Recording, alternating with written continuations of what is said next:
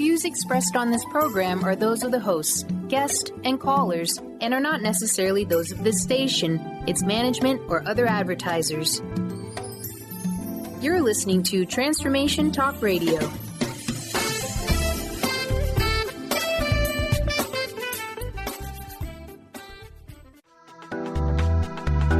This show's audio was via a Skype call.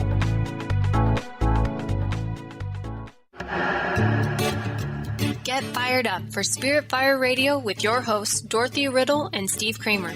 Get ready to shine the light on universal spiritual principles and uncover ways that ageless wisdom can guide you in cultivating consciousness in these modern times. Bring purpose to your life through practical spirituality and add to your awareness with Spirit Fire Radio. Now, here are your hosts, Dorothy, Riddle, and Steve Kramer. Hello, listeners. Welcome to Spirit Fire Radio. It is a delight to be with you once again. I'm joined by my co-host, Dr. Dorothy Riddle. Hi, Dorothy. Hi, Steve. Glad to be here. Great to be with you. So we're going to talk about managing interconnectedness. We're on our 5th week. Each month we talk about a different universal principle, ways in which our universe is structured, ways in which it operates, which with hopes that this will allow you to explore that navigation system. How does the universe work, and how can we take these laws and principles and integrate them into our everyday lives so as to make our experience that much more meaningful, purposeful? Dorothy, we seem to always start with a few quotes from you, and I so enjoy and look forward to what you've brought. Would you like to kick off the show? Sure. So I've got a couple. The first one is from Marianne Williamson. She writes, "As we let our own light shine, we unconsciously give other people permission to do the same. As we are liberated from our fear, our presence automatically liberates others." And then Sandra Day O'Connor wrote, "We don't accomplish anything in this world alone, and whatever happens is the result of the whole tapestry of one's life and all the weavings of individual threads from one to another that creates something." I like the idea of tapestry. Beautiful. Yeah. So we're going to talk about the rights of a cosmic citizen. Correct, Nice. Steve? Yeah, I love that idea. Cosmic citizen. And is that a term that you came up with, cosmic citizen? Well, I'd like to think that I did, but I was thinking when I was writing my book, Principles of Abundance for the Cosmic Citizen, what I was thinking of is, we know from physics that we're all part of this cosmic energy field. Well, then that's actually where our citizenship is. It's not, I can say that I'm a citizen of the town that I live in, or the province that I live in, or the country that I live in, but actually, ultimately, I am a citizen of this entire cosmic field. So what does that mean? And part of what it means is being aware that we are part of a group, and that whatever we say to ourselves about the energy that is kind of all-inclusive, whether we call that God or spirit or whatever, it does not exist outside of ourselves. We are it. We are all part of it. Well, we've talked about that quite a bit, about responsibility and our responsibility and this ability to respond, that we create our own reality and that we're a part of something bigger. And I think of a citizen as somebody who is sort of an inhabitant of something, but also somebody who participates. When I hear the word citizen, I think that, I sort of right away think that there is this responsibility, and that there is an active participation in creating something, in being a part of something. So indeed, we are the result of this thing called the universe, and we were birthed from this thing called the earth, right? I mean, humanity, we evolved from this thing. So I love that idea. Yeah. But Dorothy, Well, in that you mentioned, sorry to just, I don't want to go too far off, but we've just tiptoed around this idea of abundance, and in that you mentioned principles of abundance for the cosmic citizen. This is part of your 3-book series. Yeah, and I just would love it if you could just say a few words on abundance, because we have talked about the ways in which abundance, understanding that there is enough for us all, and that's the name of it, right? It just comes naturally. They go together.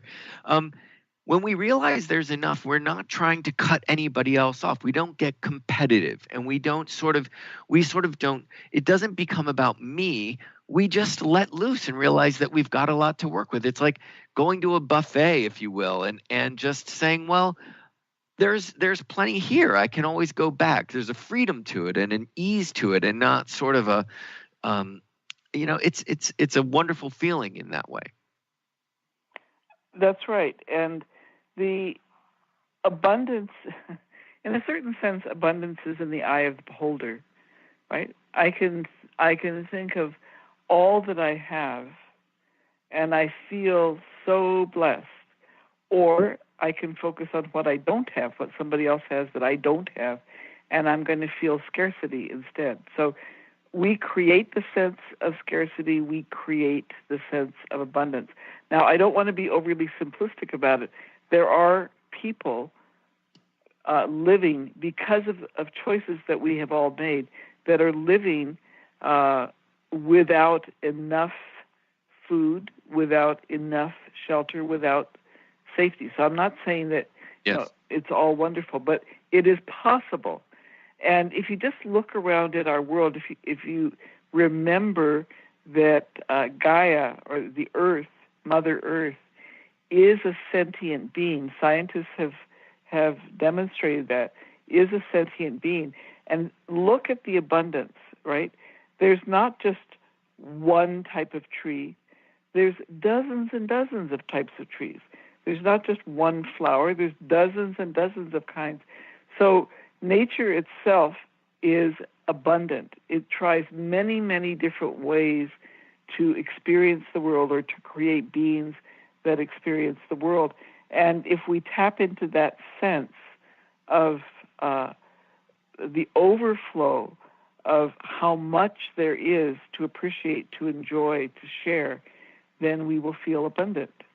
And it's always expanding, and it's always evolving. And I know on the last show you mentioned just staring at the stars, how that helps you feel feel connected, that you feel you are part of this great, big, abundant thing.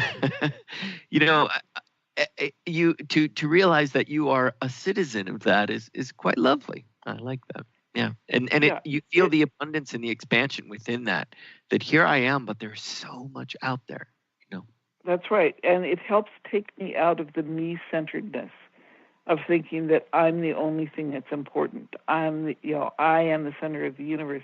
I mean, there's a sense in which I am the center of the universe, but I'm part of this huge universe. Yeah. And if we think about the rights that we have as cosmic citizens, one of those rights is to be acknowledged as belonging to that cosmic whole. Everyone, whether we like them or not, whether we agree with them or not, are all part of this cosmic energy field. Mm-hmm. Yeah. Yeah. And we have the right to be considered to be as important as any other living being.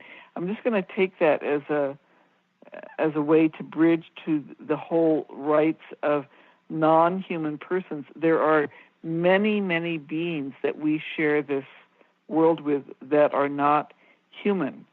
And we know, scientists in 2010 put forward a declaration on the rights of cetaceans, the fact that whales and dolphins, other cetaceans, are intelligent, social, self-aware beings, and they should have the right to manage and control their own living circumstances, which means that we should not be polluting the ocean. And so really it's seeing plastics or with noise. Yeah. Yeah. And so you're really saying, you've got to even expand and say, well, so every living thing is a cosmic citizen. It is a member. It is a part of this cosmos and a part of this creative process that is life, right? Mm-hmm. That's right. Switzerland has a Bill of Rights for plants. There's plenty of research showing that plants are intelligent social beings. They just happen to interact chemically, which is not the way that we communicate, and they are tied to a particular location. But they have ways of collaborating with each other, of warning each other of danger. There's a lot going on in plant life that we tend to overlook. Elephants are another category of beings, very intelligent, very social. We tend to keep them in, zoos on concrete, separated from their families. But there are many. If you see them in their natural environment, you see all the ways in which they work to help other species to live in a collaborative manner in a particular environment. So there's a lot to learn. Yeah, we always sort of think of this as we think of being a citizen or even being a part of a group or interconnected. I know me personally, I'm sure many people will default to thinking of people, right? But to expand humans, that to humans. Yeah. And to think that, well, okay, I am a part of this interconnected group that is, under my feet, over my head, and all around me, within me, without me, in every possible way. Interdependence, right? It really does bring one to ponder this idea of interdependence, of being a part of the greater whole. Sure. There's an organization that some people may not be aware of. It's based in the United States. It's called the Non-Human Rights Project, and it's working towards issues of personhood. It's brought lawsuits on behalf of some chimpanzees that were being held in captivity for testing. It's just brought its first case for elephants. And what's interesting, if you follow the legal work, they haven't won a legal case, but each of the legal rulings gets closer to the possibility, recognizing the truth of what's being presented. And surely in New Zealand, they have declared a river a person. They've given it two guardians, one from native populations, one from the government, that are responsible for its well-being. So there's a lot going on in terms of expanding our awareness of what it means to be part of this cosmic whole. And of our citizenship that we share with so many different beings on this planet and beyond. So listeners, this show we're going to talk about managing interconnectedness. We're going to continue the conversation after these messages. Stay with us.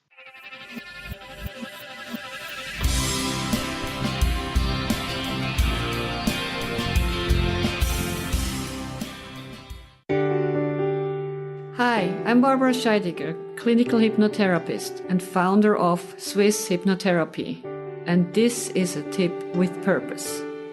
Being wrong or making mistakes is human. What have you learned from it?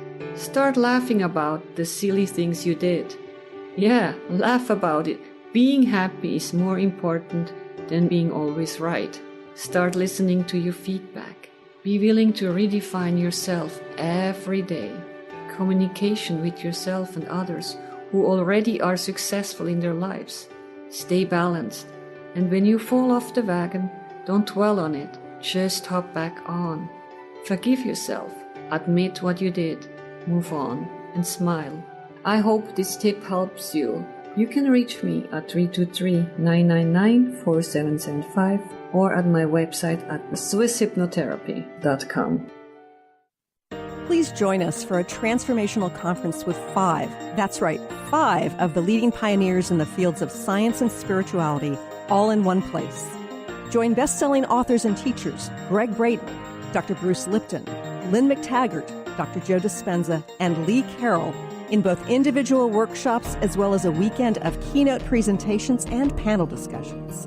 At this extraordinary event, you'll get to experience some of the brightest leaders of our world today, empowering you with groundbreaking new information, deep wisdom, and practical tools to transform your life. Come connect with others and expand your consciousness in beautiful Nanaimo on Vancouver Island in British Columbia, June 14th through 19th. For more information or to register for what some are expecting to be one of the best conferences of 2018, visit shalohaproductions.com. That's SHALOHA Productions.com. Or visit the individual speakers' websites. Conscious Confidence Radio, a timeless wisdom with Sarah Main. Tune in each month on Transformation Talk Radio and join Sarah on an adventurous journey to the deeper level of meaning to move beyond today's world of constant change, confusion, and uncertainty beyond the shadow of fear. This hit show explores key concepts such as confidence, values, and attitude in a dynamic way. To learn more about Sarah and her work, visit sarahmain.com. Stay juicy. Tune in to Your Juicy Love with me, Una Drake, co-hosting monthly with Dr. Pat, and every second Monday at 12 p.m. on Transformation Talk Radio. My show, Your Juicy Love, helps you find the dynamic, life-affirming love you've always wanted. Transform your relationships and bring peace, joy, and juicy, juicy love to planet Earth. For more information, visit unadrake.com.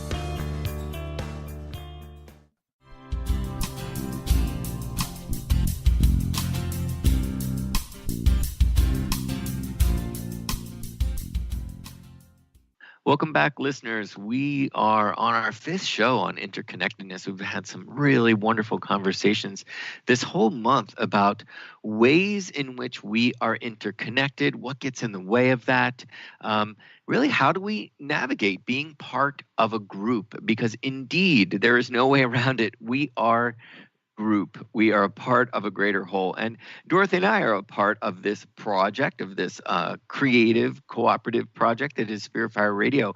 So just a little bit about us. I am representing Spirit Fire, which is an educational nonprofit. We have a retreat center in Western Massachusetts, meditation center. You can find out more about us at spiritfire.com. We offer meditation retreats, meditation and study, and service, 3 great ways to bring greater spirituality into your life. Our mission is to generate awareness and consciousness and allow people to find ways to integrate those into their everyday lives. So find out more about Spirit Fire and our meditation practice, which is called Living Awareness, at spiritfire.com. And Dorothy, about the School for Esoteric Studies, wonderful organization. Yes. We work with people who have a spiritual practice that they want to deepen. We provide training through the same 3 pillars that Steve mentioned: study, meditation, and service. You can find out more about us at esotericstudies.net.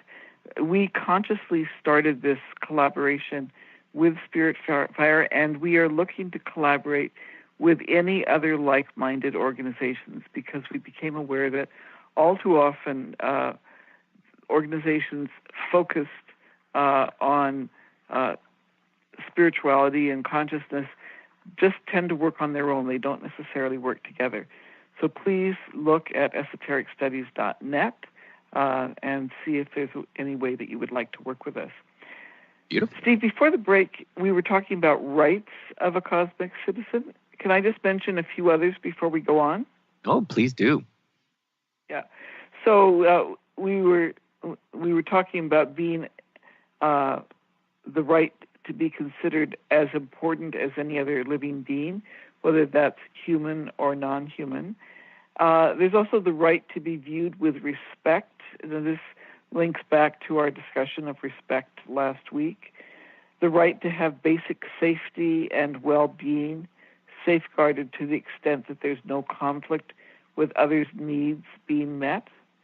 and then to be consulted on the resolution of any apparent conflict. We have the right to be able to call on others for help in an interdependent fashion. And we have the right to expect cooperation in our dealings with others. So this is to give us a sense of what it is like to actually be part of a collaborative, cooperative, interdependent whole. And it would be so nice, to wake up in the morning and take a look at these rights and be certain that I am ensuring those rights for others, could go a long way, right? To ensure that somebody else's well-being, or is safeguarded, or that, they are viewed with respect, not only by me, but by others. And to expect that in return, that what we put out, we get back. And to really sort of get to know and understand, what it is to be a part of a creative whole, and ensure that not only I have these rights, but that I'm making certain that others are afforded these rights. And what can I do in any given situation? How can I respond in any situation that would uphold those rights or work toward upholding those rights? Nice. Yeah, and so that brings us to our obligations, because whenever we have rights, we also have obligations that go with those. So we've talked about some of these, Steve, but one of our basic obligations is to move from this perception of the cosmic whole as being external to us somehow to remembering that it is us, and that we need to be open to giving and receiving, to that whole flow of energy that happens in the cosmic field, and being aware of the needs of others, not just our own needs. Yes, indeed. And we have, of course, that connectedness with humans and non-humans, but also the planet Earth, or Mother Earth, or however. And so, we seem to be at a time where people see a contradiction between economic goals and environmental sustainability. What it is that will allow all of us to live in a healthy fashion for generations to come. And I think if we can shift to remembering that the Earth is a partner with us, and I think the volcanic eruptions in Hawaii are reminding us that the Earth can do just fine without us, thanks anyway. Yeah. But if we want to be part of this Earth, we need to live in a cooperative and collaborative manner and not rape the Earth. Yes, indeed. We have to get out in it, we really need to. There's something that happens when we are out in nature. We just, what trees afford us, they quite literally clean the air so that our mental capacities, like our brain, comes alive. I don't know if you've ever walked through a forest and just you sense that you are connected, and it's actually a physiological shift that's happening with the processes of your respiration of the air, the clean air that you breathe, because they've filtered the air. And I know we're on 95 acres here. People that just go for walks in nature, there is a reverence for living, for being a part of something that is alive and feeling connected to it. That is just, it happens. It's like magic to be out in nature. We literally do change. We really do shift. So I think really an obligation is to get outside, to create a reverence for nature. Even with this lava, it's amazing to me to see people that are just sort of staring and going, they want to go watch this lava, which I think is just bonkers. I mean, at any given moment, the Earth is just going to start, bubbling beneath you. But there's a sense of wonder when we look at being a part of this thing that is, this organism that is Mother Earth. It's quite wowing. Mm-hmm. Well, I had the experience from the water of seeing the Big Island in Hawaii at nighttime, where you could see the lava flowing into the ocean and literally creating new lands. Now, it was happening in a very controlled fashion. So you weren't getting all of the toxic spin-offs that are happening right now. But it is very dramatic to see that. But another thing about our obligations, Steve, is that I'm not sure how to put it, but we have an obligation to witness what is happening and to notice when things are not going well for the whole, even if we can't individually change them, to at least notice them and not just put them out of our mind and become numb. And the political situation in different countries around the world, but particularly in the United States right now, affords us, a real test on this, that we have an obligation to not numb out with all of what's happening in terms of rights and regulations and everything being disrupted, but to notice and say this is not okay. This is not something right. that we will tolerate. And to not just always go for a walk in the woods, right? Yes, exactly. I mean, to say, well, so be it. I'm just going to go for a walk because it feels really good. Because in the end, that is selfish. I mean, being a part of a whole, and that this is the obligations. That word obligations is really also calling out. I know I think it was 2 shows ago, we were talking quite a bit about the President of the United States, and I know I got a bit rah, because it's not to turn this show into sort of a show about politics where we will go on political rants every week, but it is such an example of really of ways in which separativeness, as it becomes a way of life, things break down. It really is corrosive. Once again, I've just been reading quite a bit of the Dalai Lama, and it amazed me. I was listening to an audio book, and he was talking about the 10 non-virtues, and I just couldn't help but think about that conversation about President Trump. He was just saying we are obliged, again, this word obligation, to work at avoiding these non-virtues. And it made me think that we're also obliged to pointing out when others are not doing their part in avoiding the non-virtues. And I'm just going to read them because it's fascinating if you think about the politics in this country and how many of these non-virtues are a daily, if not by the minute-to-minute experience for so many involved in witnessing this. They are killing. Now, maybe that might not, we get it. Non-virtue, don't kill. But stealing, sexual misconduct, stealing and sexual misconduct, it is really a part of this, of our, it is just almost an everyday part of our politics these days. The verbal non-virtues, get these: lying, divisive talk, harsh speech, senseless chatter. If I don't know when there's not senseless chatter going on Twitter, it seems to be just nothing but harsh speech, constant divisive talk, always there. Lying, it has become a staple of our political environment. And then there are mental non-virtues, which are covetousness, which is like, make America great again, right? Harmful intent.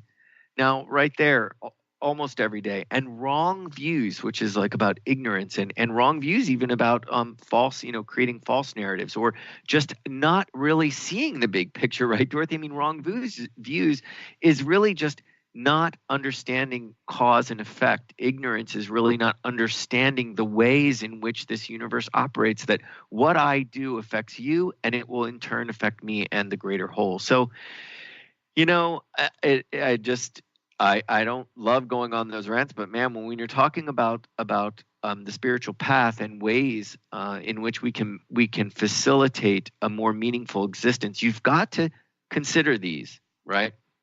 And absolutely. And one of the issues to me is that along with greater power comes greater responsibility, and we each have the responsibility to model the virtues, right? Yeah. To behave ethically, to behave from a moral compass.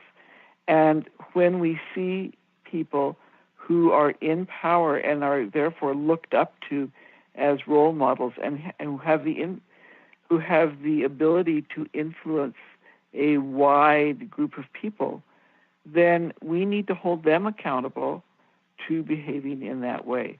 And that's where, to me, the noticing, the witnessing is so important. We were having dinner with some friends, and one of the friends was saying, I'm sorry? I'm so sorry to cut you off because we're right at a break. But hold the thought and come back. We will continue the conversation. Listeners, we'll be right back.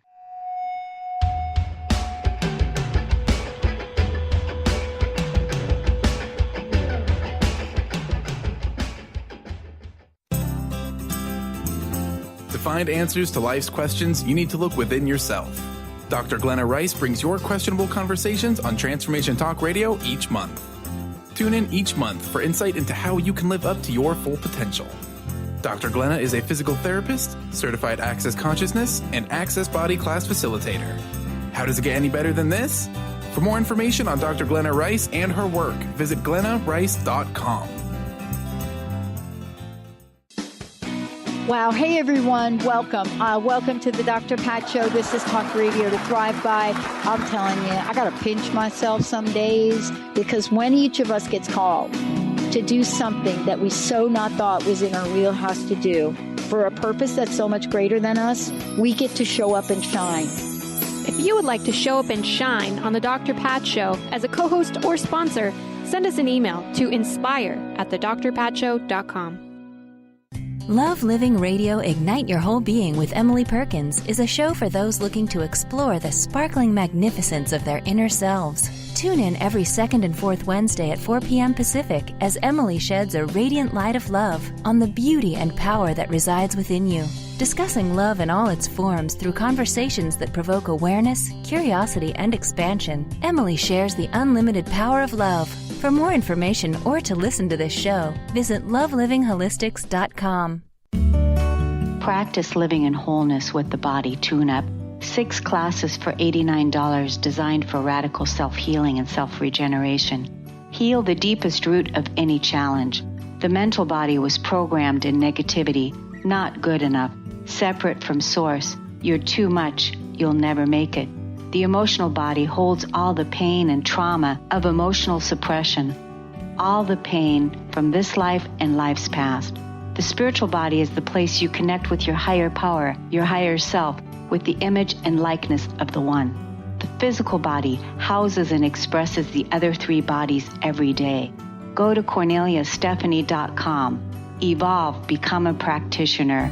We need to heal, integrate, and bring into wholeness and harmony the physical body, addressing all the other bodies in order to live in our true, authentic nature. Living Lighter Radio with Jason and Patricia. We have an ecosystem approach to your life. Tune in weekly every Monday at 1 p.m. Pacific on Transformation Talk Radio as we, Jason and Patricia, discuss what's truly holding you back. We offer you the tools you need to reach your goals and at the same time be living lighter. For more information about Living Lighter, visit www.livinglighter.org.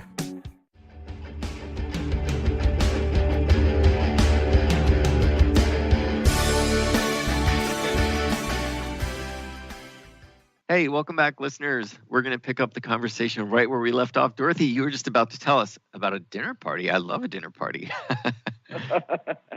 Well, what was interesting was that one of our friends was saying, in essence, I'm just tired of this whole dynamic. I just tune it out. I just don't pay any attention. And I said, that's exactly how abuses grow. Is because people do nothing. And there's that quote about how evil is only possible when good people stand aside and do nothing. Yeah. We saw that in Nazi Germany. And we need to keep ourselves from being numbed out by persistent fake news, persistent divisive talk, persistent lies, and keep saying, this is not okay, this is not all right. I will not, I stand as a witness that this is not promoting the good of the whole, the common good. And, I find that in talking about managing interconnectedness, to be able to do that, Dorothy, in a way that I'm sure you did with this person, to be able to do this by keeping these principles, by seeing it as an obligation, but also refraining from divisive talk yourself or harsh speech yourself, and really doing your homework. So wrong views are not a part of this, and to not wish harm on anyone, to not have harmful intent. It is really an aspect of managing this interconnectedness. So it's this balance of finding harmony within yourself, finding harmony within your interconnectedness to the greater whole, and then coming back to these situations and seeing if you can be, a creative counterpart to seeing change, to seeing an evolution either of somebody's viewpoint or, a change of the system itself. Well, and I think back to a show that we did last year, Steve, on hope. I think that it's important to bring hope into the conversation, because it's not just a matter of kind of,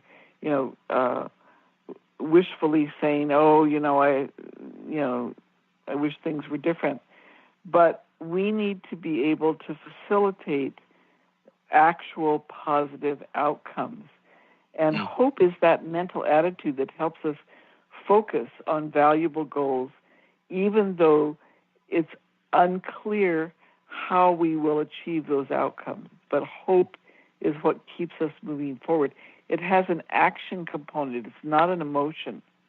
It may result in a positive emotion, but it is a desire that we work towards.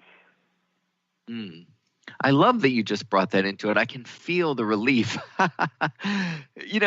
because we can get, or at least I can sometimes just, I'm a Virgo, man, sometimes we just can get so sort of wrapped up in the details. And hope has got this expansive nature.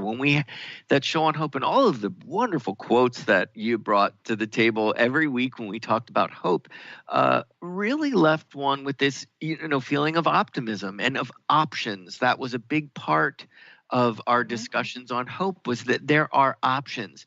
So then it becomes, again, about cooperation and about flexibility, and not about you versus me. I'm right. This is the way. It doesn't become about that, single solution, but about creative process. And with hope, there's always plenty of options. That seems to always generate hope or options. Well, we have, when we think about hope, what we're doing is, the components of hope are that we are setting a realistic goal, something that matters to us, and then we're recognizing that there are many different ways in which that goal can be achieved.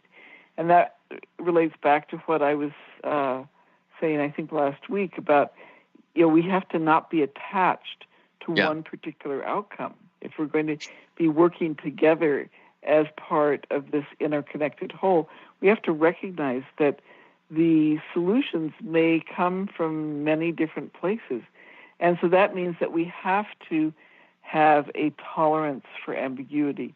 If we push for closure, I've got to know right now, it's got to be this way, then we're headed for failure. But if we can say, I'm going to try this and I'm going to learn from it. If it doesn't work out, then I will learn from that, as opposed to saying that I was wrong, I was bad. And then believing that we have the possibility for things to turn out well, as long as we keep experimenting, as long as we keep trying. And that's why I said before, hope has an action component. We have to be trying things out.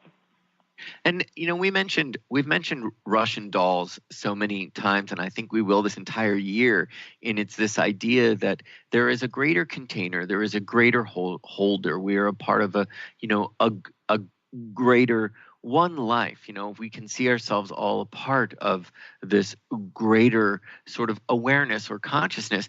And so this idea of goals, and perhaps somebody says, well, this is my goal and your goal is different. Is there a way that you can zoom out or, expand and include to find a goal that says, well, may we find a goal that will allow for a sense of contentment or ease or happiness for both of us, at the same time. To sort of not make it about your goal versus my goal, but if there's no way, if these goals are incompatible, is there a way for both goals to be achieved without taking away anything? This idea of expanding and including, of zooming out a bit, right? Yeah, it's the difference between saying both and or yes but, right? Yes but is limiting. And I think, this was written some time ago, but I always found it to be a wonderful book, Getting to Yes, which means, it's about negotiation. You negotiate by moving to a different level where you find common purpose. And then from there, you negotiate out your differences. We talked last week a bit about appreciation, and I just find that appreciation and gratitude create space so that we can start to see those options. We can start to see ways in which we can reach a common goal, or where solutions are possible. They seem to arise as soon as we can find something to appreciate. All of a sudden, there's just space. That's right. And as I recall last year when we did the show on hope, you came up with a couple of acronyms, which I thought were really lovely. I did. One I of think them I'm was T-shirts. Go on. What? I think I'm having out of those. Having options promotes expansion. Yes. Having options promotes expansion. I like that. There was a second one. Do you have it? Yeah. Harnessing optimism provides evidence. Yes. So, right. I love that. We talk a lot about energy following thought. And if you can just be optimistic and say yes, it's this idea of yes, that evidence will show, energy will follow thought. And I find as soon as we really become positive and we put some emotion, even some like positive expectation behind it, we just start to see examples of ways in which that could be. Do you agree? That's right. But and I'd like to add that it's optimism within a realistic context. Right? It's not, I'm going to be able to get an A on this exam. I haven't studied it all, don't know the subject matter, but I'm sure I can do it. Right? But rather it's, right. I would like to get an A. I hope to get an A, and so I have these strategies that I'm going to use, these effort strategies that I'm going to use in order to move towards that objective. Yes. Nice. And it's sort of like that idea of like, we talked a lot during the hope, that the shows on hope, this idea of like saying, there's a difference between saying, I sure hope, this, in the instance of the terrible shooting, I hope that this person says yes to my request for the date. I hope this happens. And it being actually a finite where you're setting up like a yes or no so that if it doesn't happen, you will be let down. But I'm hopeful, I'm hopeful. To be hopeful, is a very different scenario than sort of what you're saying is really this has to happen, but that I'm hopeful that this person will consider going on a date with me. Yeah, there's a fine line with hope and expectation where being hopeful, but allowing some space for a multitude of possibilities to show. Yeah, it's important to not confuse it with just wishful thinking. So when we state a desire, then there has to be an implication that we are actually making an effort towards creating that desired outcome. Yeah. I hope very, very sort of wonderful to have on your side, to be hopeful, right? Nice. So joy. I know we wanted to talk about joy. Perhaps we have a few minutes before we go to break, because there is a feeling of joy. Esther Hicks says often that the basis of life is freedom and the purpose of life is joy. And I find it a lovely segue to go from hope into freedom and joy, because as we're feeling hopeful, there is this sense, as we've talked about abundance, there's this sense of options, of opportunities, and we feel free to choose. It's this idea that I am free to respond to any situation, as I, within my response, my freedom to respond to any situation is inherent. That's part of being a human being, and the purpose of life is joy. And I find that when we experience joy, we feel so interconnected to everything that's happening around us. It's as if we are one. It's like time stands still, and we are a part of everything happening around us beyond time space. Would you agree?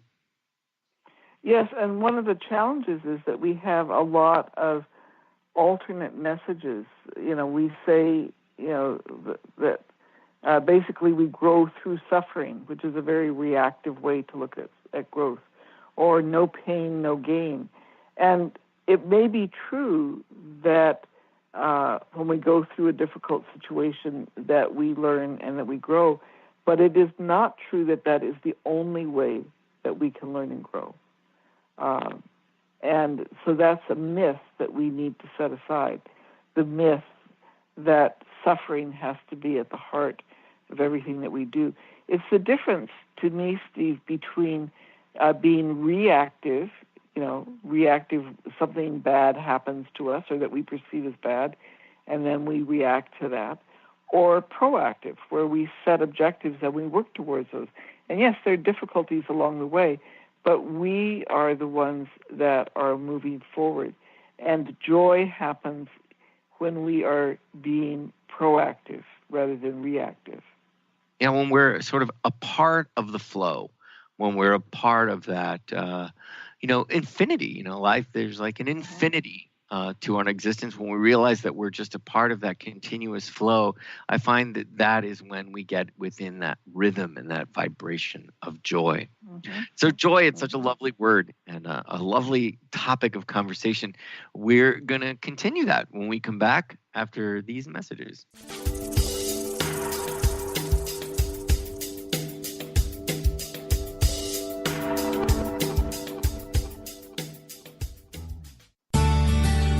Are you your story? Or can you change your story? Can you change what you believe to be true about yourself and your circumstances as part of your healing journey? What if you were to change your expectations? What if you were to invite ease and cooperation into every day and then step back and see what happens? It might just be easier. I'm Megan Edge, and I hope that you'll join me on my new radio show, Playing on the Edge, Radical Change with Ease, with my co-host Dr. Pat on Transformation Talk Radio. I look forward to seeing you there. Want to find out more about Megan Edge? Visit her website at meganedge.ca.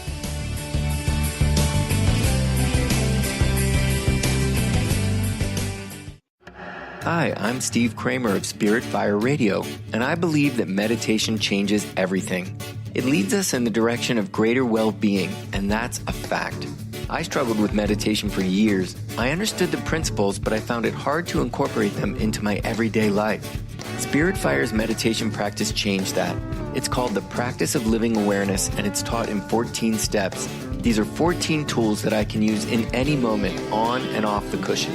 Steps like smile, flow, and ground of being support my clarity of mind while I'm navigating the ups and downs of modern life. That's why it's called the Practice of Living Awareness. If you'd like to add meditation to your daily experience, the Practice of Living Awareness is free, online, and it's suited for any level of practitioner. Visit spiritfire.com for more information. And be sure to check out Spirit Fire's meditation retreats in Western Massachusetts. It's all there at spiritfire.com.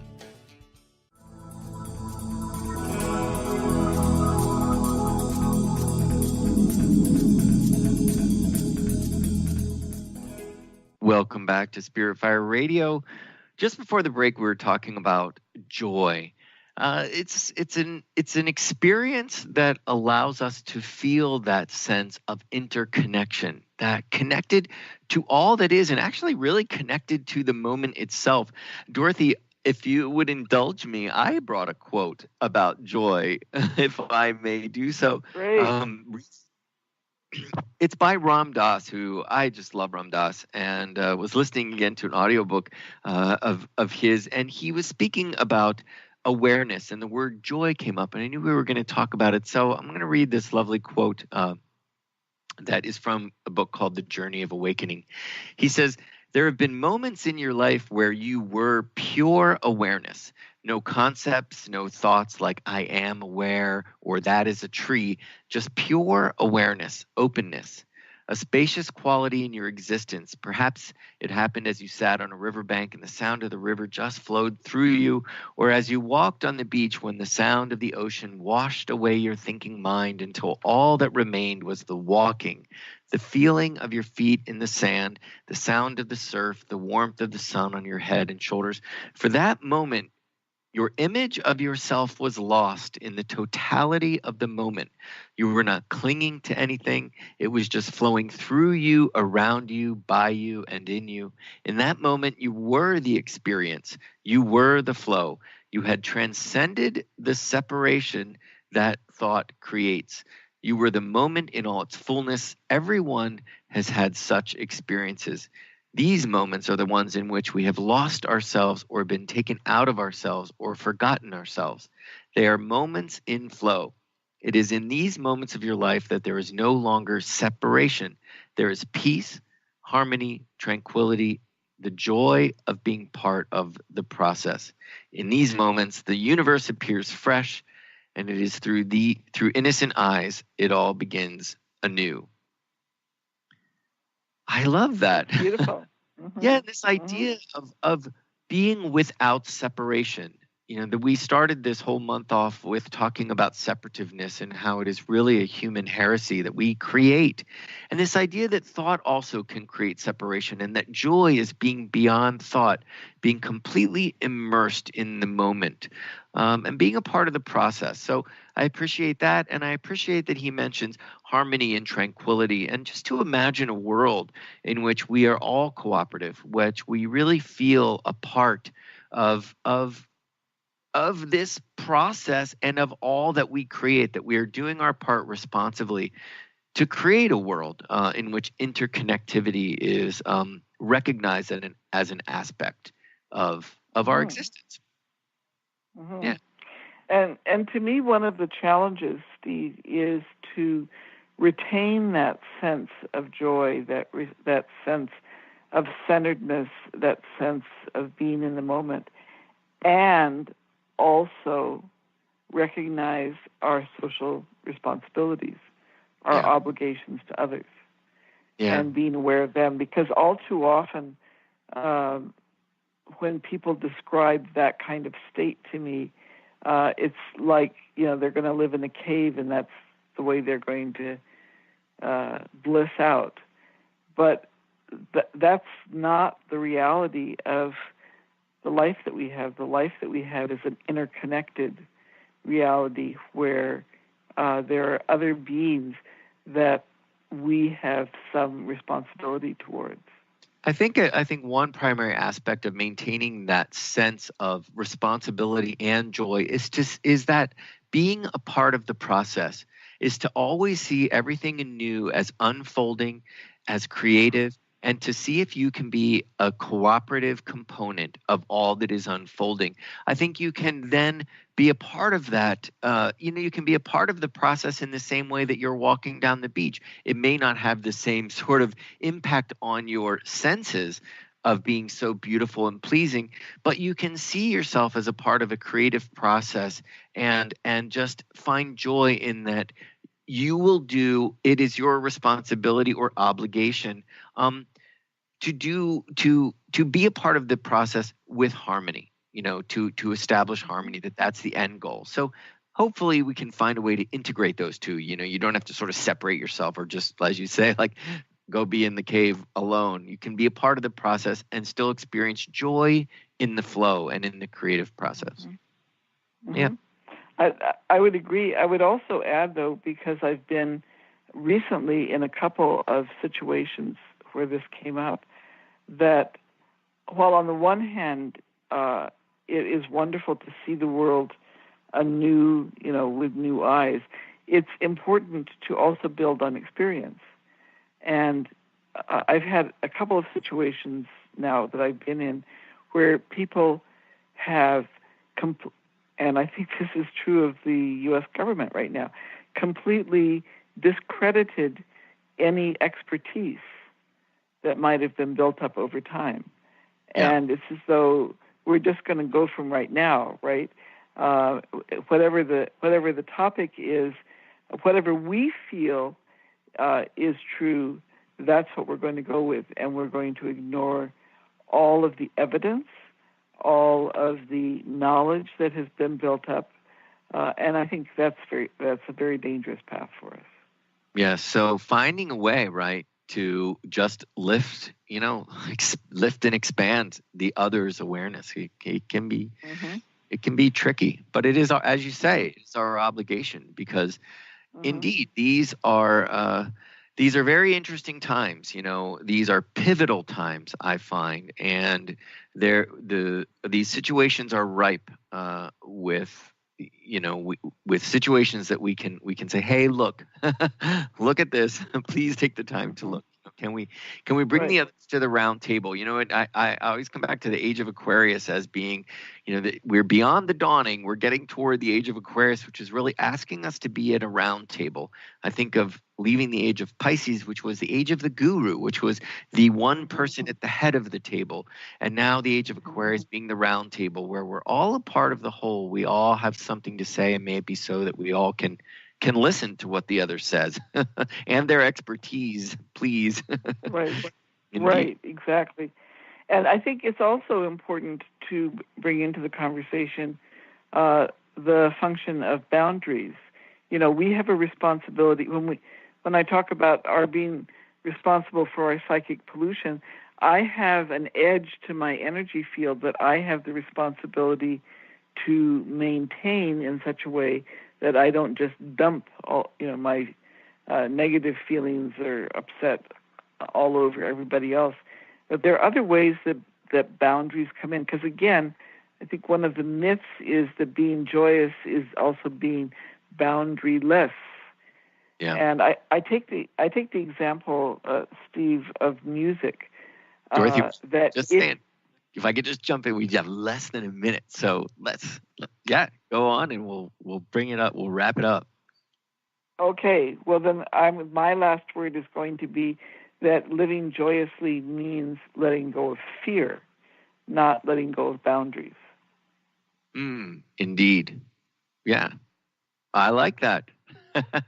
So, okay. Dorothy, may it be so. May we let go of fear. Indeed. It's been a wonderful month. I've really enjoyed this, Dorothy. 5 weeks on interconnectedness, and I look forward. Would you like to mention next month? Yes, next month we're going to start participation, how our actions influence the whole. And it's very related to what we've been talking about this month, but it's a different lens on it. Wonderful participation. I look so forward to it. Listeners, I hope you'll join us for the month of June. It's been great to be with you, Dorothy, and I'll see you next week. Thank you for listening to Spirit Fire Radio. Tune in each Wednesday at 9 a.m. Pacific, 12 noon Eastern for your weekly guide to purposeful living and practical spirituality. Join hosts Steve Kramer and Dorothy Riddle as they shine the light on universal spiritual principles and uncover ways that ageless wisdom can guide you in cultivating consciousness in your everyday life. Add to your awareness with Spirit Fire Radio. To learn more, visit spiritfireradio.com.